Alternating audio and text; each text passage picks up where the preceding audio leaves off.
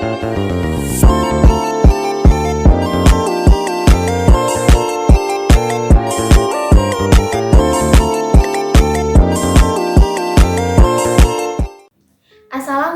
warahmatullahi wabarakatuh. Untuk ketua kelas, harap memimpin doa terlebih dahulu ya. Bagaimana kabarnya hari ini? Apakah semua pada masuk? Alhamdulillah anak-anak ibu pada masuk semua ya. Sebelum ke materi yang kita bahas, ibu mau tanya terlebih dahulu. Apakah anak-anak ibu pernah belanja online? Pernah? Apakah anak-anak ibu pernah belanja online melalui aplikasi ini? Pernah. Apa yang teman-teman beli? Aksesoris, habis itu baju, apalagi alat-alat motor. Nah, ternyata anak-anak ibu di sini telah memanfaatkan teknologi ya. Nah, berkaitan tersebut, ibu mau bahas terkait dengan dagang, terkait dengan perdagangan. Tapi ini bukan perdagangan yang sembarangan. Ini perdagangan internasional. Nah, di sini kita akan membahas terkait dengan perdagangan internasional ya. Perdagangan internasional ini dilakukan oleh masyarakat suatu negara dengan masyarakat negara lain, namun adanya sebuah kesepakatan bersama. Nah, perdagangan internasional ini dilakukan bisa individu, kelompok, pemerintah dari negara ke negara lainnya. Perdagangan internasional berkaitan dengan ekspor dan juga impor. Kalau ekspor itu adalah kegiatan menjual barang ke luar negeri.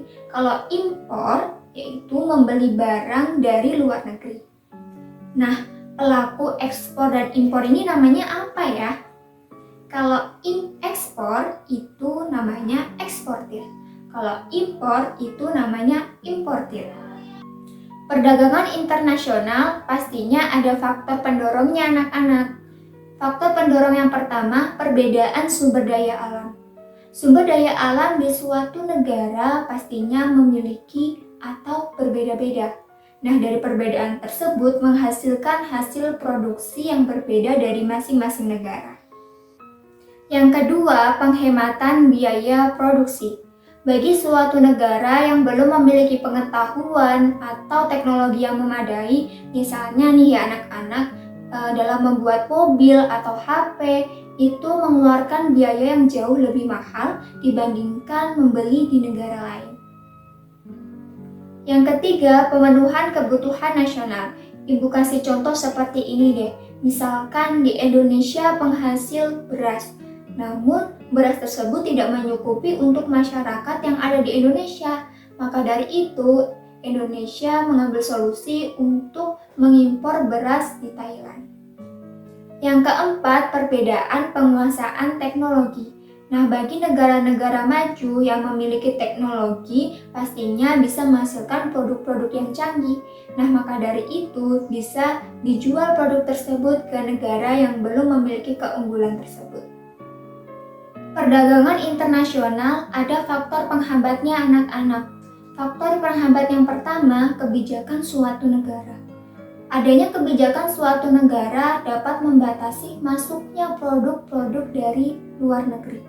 Nah, namun ada tujuannya, yaitu untuk meningkatkan pendapatan pengusaha di dalam negeri. Selain itu, kebijakan perdagangan internasional, perbedaan mata uang, dan masih banyak lagi. Selanjutnya, terkait dengan tujuan utama kerjasama antar negara. Nah, apa sih tujuan kerjasama antar negara itu? Nah, yang pertama, untuk memperluas pemasaran. Yang kedua, meningkatkan produktivitas produk dalam negeri. Yang ketiga, mencukupi kebutuhan dalam negeri dan mempercepat pertumbuhan ekonomi, dan pastinya masih banyak lagi. Sampai di sini ada yang ditanyakan anak-anak? Nah, setelah itu ibu mau membagi 3 kelompok. Nah, di sini ibu akan memberikan tugas ke setiap kelompok. Nah, tugasnya yaitu berisi studi kasus. Nah, di situ teman-teman atau anak-anak bisa identifikasikan terlebih dahulu apa permasalahan dari studi kasus tersebut ya. Nah, kalau misalkan ada yang belum paham, bisa tanyakan ke ibu. Sudah selesai semuanya? Sudah. Nah, untuk pertemuan selanjutnya kita presentasikan terkait dengan studi kasus tersebut ya. Nah, sampai sini apakah ada yang ditanyakan? Apakah seru untuk pembelajaran hari ini? Oke, baik. Nah, kalau gitu, semoga untuk kedepannya kita lebih semangat lagi dalam belajar. Nah, Ibu tutup untuk pembelajaran hari ini. Wassalamualaikum warahmatullahi wabarakatuh. See you next time.